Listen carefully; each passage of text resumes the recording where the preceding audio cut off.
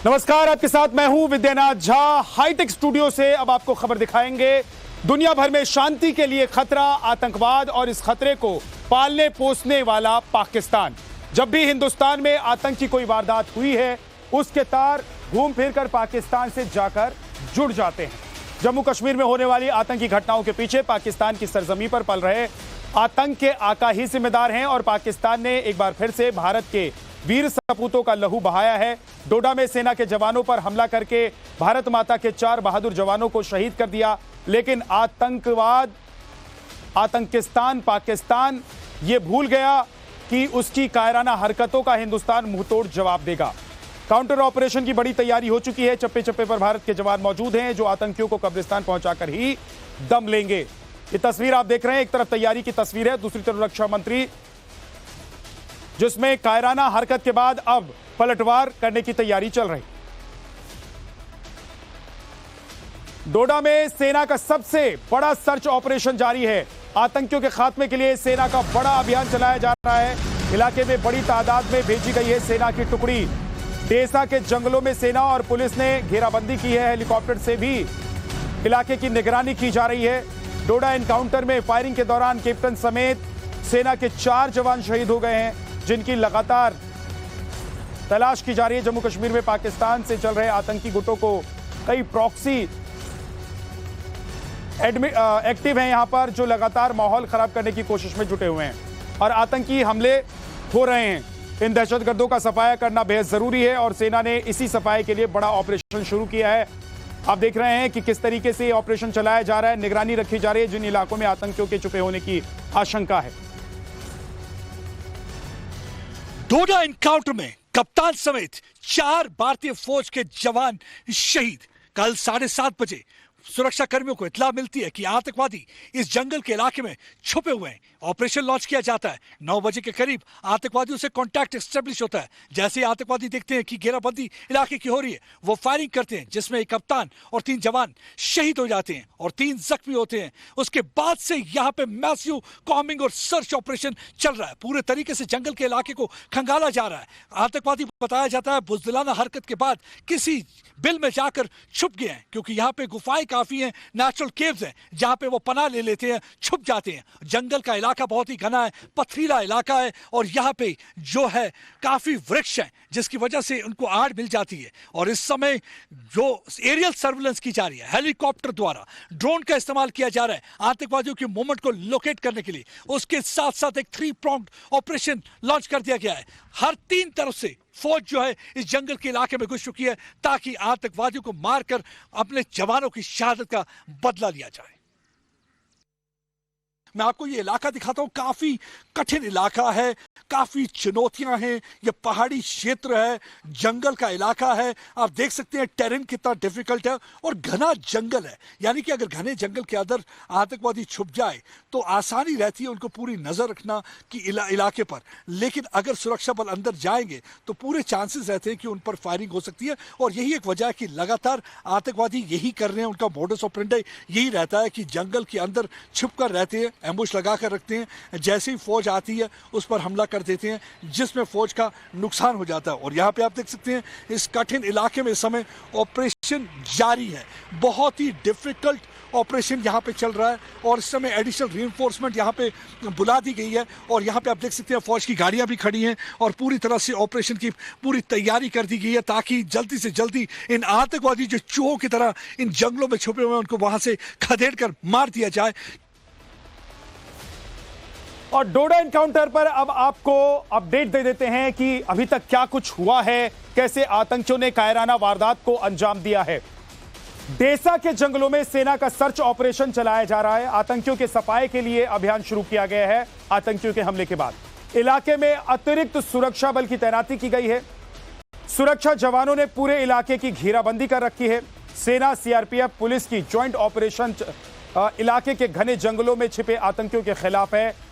Input के आधार पर यह अभियान चलाया जा रहा है। तलाशी अभियान के दौरान आतंकियों ने फायरिंग की। गोलीबारी में कैप्टन समेत सेना के 4 जवान शहीद हुए हैं, जिसके बाद अब सेना ऑपरेशन चला रही है ताकि इन आतंकियों को पकड़ा जा सके।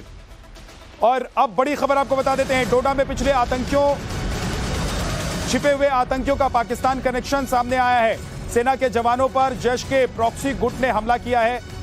कश्मीर टाइगर्स गुट ने हमले की जिम्मेदारी ली है। जैश का यह प्रॉक्सी टेरर ग्रुप है कश्मीर टाइगर्स। कठुआ अटैक में भी कश्मीर टाइगर्स गुट शामिल था, उसने भी इसकी जिम्मेदारी ली थी। सेना के काफिले पर घात लगाकर हमला किया गया था, आपको याद होगा, और उसकी जिम्मेदारी भी कश्मीर टाइगर्स नाम के ग्रुप ने ली थी। यह जैश का प्रॉक्सी संगठन है। कश्मीर टाइगर्स नाम के आतंकी संगठन ने इस हमले की जिम्मेवारी ली है। कश्मीर टाइगर्स मतलब एक मुखौटा है। ये जैश-ए मोहम्मद का ही दूसरा रूप है, यानी कि इनका सरगना मसूद अजहर पाकिस्तान से ऑपरेट करता है। ये वही मसूद अजहर है जिसने पुलवामा बॉम्बिंग करवाई थी, जिसमें हमारे 40 सीआरपीएफ के जवान शहीद हुए थे। अगर पिछले दिनों से आतंकवादी गतिविधि की बात करें तो बड़े बड़े कारनामे इन्होंने अंजाम दिए हैं। सबसे पहले इन्होंने यात्रियों की बस पर बुज़दिलाना हमला किया था। ये जून 9 को यह हमला किया गया था, जिस दिन प्रधानमंत्री नरेंद्र मोदी शपथ समारोह में हिस्सा लेने वाले थे। जैसे ही वो प्रधानमंत्री के रूप में शपथ लेने वाले थे, उससे पहले इन्होंने एक बस जो कि शिवखोड़ी से कटरा की तरफ जा रही थी, उस बस पर हमला किया। फायरिंग करते रहे, बस उलट गई, खाई में जा गिरी, जिसकी वजह से 9 यात्री मारे गए और 33 के करीब जख्मी हुए। हाल ही में एक एम्बुश लगाया गया था कठुआ के इलाके में, जिसमें 5 बहादुर जवान शहीद हुए। उसका भी जिम्मेवारी जो है कश्मीर टाइगर्स ने ली है। लगातार कश्मीर टाइगर्स जो है हमले करता जा रहा है। पिछले 1 महीने में 8 के करीब हमले इन्होंने किए हैं जम्मू जिले में। यानी कि कश्मीर टाइगर्स यहाँ पे हालात खराब करने की पूरी कोशिश कर रहा है। और दूसरी चीज, कश्मीर टाइगर यहाँ पे एक दरार पैदा करने की कोशिश कर रहा है हिंदू और मुसलमानों में। या तो ये हमारे बहादुर जवानों को टारगेट करते हैं, या यहाँ पे एक पर्टिकुलर समुदाय के लोगों को टारगेट करने की कोशिश हो रही है। बताया जाता है कि कश्मीर टाइगर के जितने भी ये जो बेसिकली जैश-ए मोहम्मद कहूंगा, कश्मीर टाइगर कहना गलत भी होगा, जैश-ए मोहम्मद के आतंकवादी ये सारे पाकिस्तानी आतंकवादी हैं। इस समय इन पहाड़ी जंगलों में ऑपरेट कर रहे हैं और ये जंगल के इलाके में रहते हैं, गुफाओं में रहते हैं। और जब कभी इन्हें मौका मिलता है, बुज़दिलों की तरह, चूहों की तरह निकलकर बिल से बाहर आते हैं, हमला करते हैं और फिर जाके बिल में छुप जाते हैं। और इस समय इनको खंगालने के लिए ऑपरेशन जारी है। और जिस आतंकी संगठन ने जिम्मेदारी ली है हमले की, वो आतंकी संगठन कश्मीर टाइगर्स ग्रुप कौन सा है, उसके बारे में अब आपको बता देते हैं। ये एक प्रतिबंधित पाकिस्तानी आतंकी संगठन है। जैश-ए मोहम्मद की टेरर अटैक यूनिट है। ये प्रॉक्सी यूनिट है। धारा 370 हटने के बाद ग्रुप ये बनाया गया। आतंकी हमलों में प्रॉक्सी की तरह इसका इस्तेमाल आतंकी संगठन जैश कर रहा है। डोडा में जवानों पर हमले की जिम्मेदारी इसी ने ली। सोशल मीडिया पर पोस्ट कर इसने जानकारी दी कि डोडा में जो हमला हुआ वो इसी ने किया है।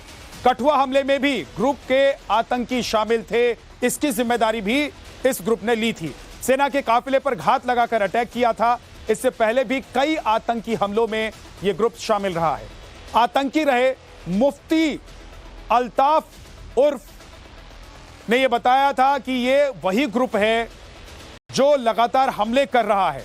यानी कि यह जैश का वो प्रॉक्सी ग्रुप है जो टारगेट कर रहा है आम लोगों को और एक खास समुदाय के लोगों को, और साथ ही साथ सेना के जवानों को। और बड़ी खबर, इसी खबर से जुड़ी हुई आपको बता देते हैं। आतंकियों में स्थानीय लोगों में दहशत है। आतंकी हमलों की वजह से लगातार हमलों के चलते बाहर निकलना मुश्किल हो रहा है। दहशतगर्दों की पहचान करना मुश्किल हो रहा है। स्थानीय लोगों ने यह जानकारी दी है। आपको बता दें कि आतंकी हमलों में स्थानीय लोगों में दहशत है। लगातार हमले के चलते बाहर निकलना मुश्किल हो रहा है। दहशतगर्दों की पहचान करना भी मुश्किल हो रहा है।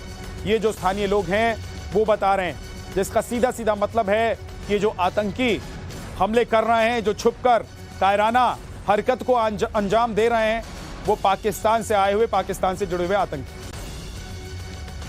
इस समय मेरे साथ यहाँ पे स्थानीय निवासी हैं, मैं इनसे बातचीत करने की कोशिश करता हूँ। पहले कोई आतंकवादियों की यहाँ पे मूवमेंट थी?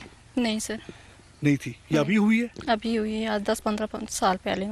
15 साल पहले थी सर। उसके बाद अब ये हुई है? जी सर। इसकी वजह से कितना डर का माहौल है? डर का माहौल तो सर फिलहाल कुछ ही नहीं था, लेकिन अभी कुछ लग रहा है कि डर का माहौल है। मतलब निकलते हुए घबराते हैं आप लोग? Yes sir. अच्छा, कोई फौज वगैरह आपको कहती है कि अभी अंदर रही या कुछ ऐसा? यस सर, क्या बोला उन्होंने? यही कहते हैं कि ज़्यादा बाहर मत निकलो, बाकी वो कुछ नहीं कहते शाम के हैं। टाइम पे? Yes sir. और जम्मू कश्मीर में 40 दिनों में जो बड़े हमले हुए हैं उसके बारे में अब आपको डिटेल में बताते हैं। 9 जून को रियासी हिंदू तीर्थयात्रियों की बस पर हमला किया गया रियासी इलाके में, और 11 जून को कठुआ सैदा सोहेल गांव में मुठभेड़ हुई, 2 आतंकी इसमें ढेर कर दिए गए। 12 जून को डोडा इलाके में चतरगाला चेकपोस्ट और गंडोह में अटैक किया आतंकियों ने। 26 जून को गंडोह सुरक्षा बलों पर फायरिंग की गई और 3 आतंकी मार गिराए गए। 7 जुलाई को राजौरी इलाके में मंजाकोट आर्मी कैंप के पास हमला नाकाम कर दिया गया। 8 जुलाई को कठुआ बडनोटा में सेना की गाड़ी पर हमला किया गया, 5 जवान इसमें शहीद हो गए। 16 जुलाई को डोडा में हमला किया गया, कैप्टन समेत 4 जवान इसमें शहीद हुए, 3 घायल हो गए। ऑपरेशन अभी जारी है। जो हमला हाल में किया गया है वो लगातार एक के बाद एक आतंकी संगठनों के द्वारा किया गया है और उसकी जिम्मेदारी भी आतंकी संगठनों ने ली है।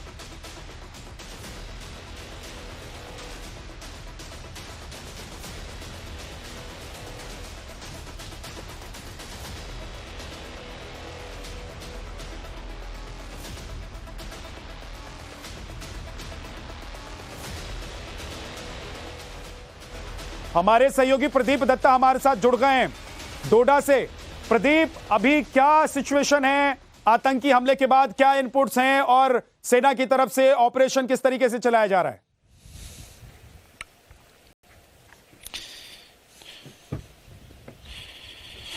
देखिए, अगर इस मुठभेड़ की बात करें तो बताया जाता है कि 4 के करीब जो पाकिस्तानी आतंकवादी थे वो इस मुठभेड़ में इन्वॉल्व थे, क्योंकि कल शाम को 7:30 बजे इंफॉर्मेशन मिलती है कि आतंकवादी इस इलाके में छुपे हुए हैं, देसा के इलाके में।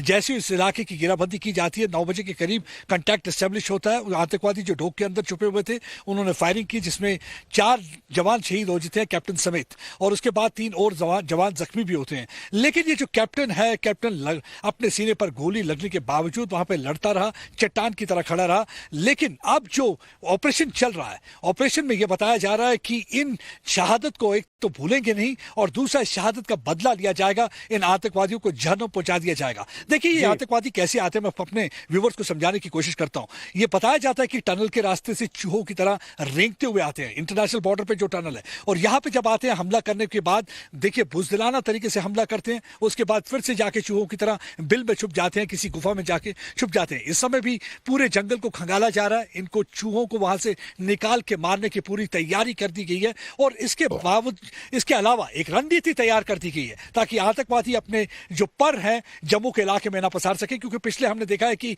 1 महीने में लगातार जैसे एक के बाद एक आतंकवादी गतिविधियां हो रही है, एक तरफ कमलाइज करने की कोशिश की जा रही है, दूसरी तरफ हमारे फोर्सेस को डिमोरलाइज करने की कोशिश की जा रही है, तीसरी तरफ एक ऐसा माहौल क्रिएट किया जा रहा है ताकि जैसे लोकसभा में इलेक्शन में हमने देखा कि बम्पर तरीके से चुनाव हुआ, लोग बाहर भारी तादाद में आए। इस बार वो चाहते हैं कि असेंबली चुनाव में एक डर का माहौल हो और असेंबली चुनाव में इस तरह बढ़ चढ़ के हिस्सा लोग न लें। यही एक वजह है कि आप देख सकते हैं ये पहाड़ी क्षेत्र में यहाँ पे लोग हैं। मैं आपको बताता हूँ ये बहुत ही डिफिकल्ट इलाका है। यहाँ पे एक तो सड़कें मौजूद इतनी अच्छी नहीं है, दूसरा पहाड़ी क्षेत्र है, तीसरा इसमें घने जंगल है जहाँ पे आके वो छुप जाते हैं और कहीं भी कार्रवाई कर सकते हैं। और चौथी जो बात है इंपॉर्टेंट, क्योंकि लोग सवाल पूछते होंगे क्या बात है कि हमारे फौज के जवान इन आतंकवादियों को मार क्यों नहीं पा रहे। घर पे बैठे रहना बहुत आसान होता है बात करना, लेकिन यहाँ पे जो फोर्सेस की प्रेजेंस है बहुत कम थी, क्योंकि बहुत सालों से यहाँ पे हालात बिल्कुल ठीक थे, फोर्सेस की प्रेजेंस नहीं थी जिस तरीके से आप कश्मीर में देखते हैं, वादी कश्मीर में। ये एक वजह है कि वो चाहते हैं कि बहुत शुक्रिया फोर्सेस का ध्यान जो है। इस पूरी जानकारी के लिए आप हमारे साथ बने रहिएगा।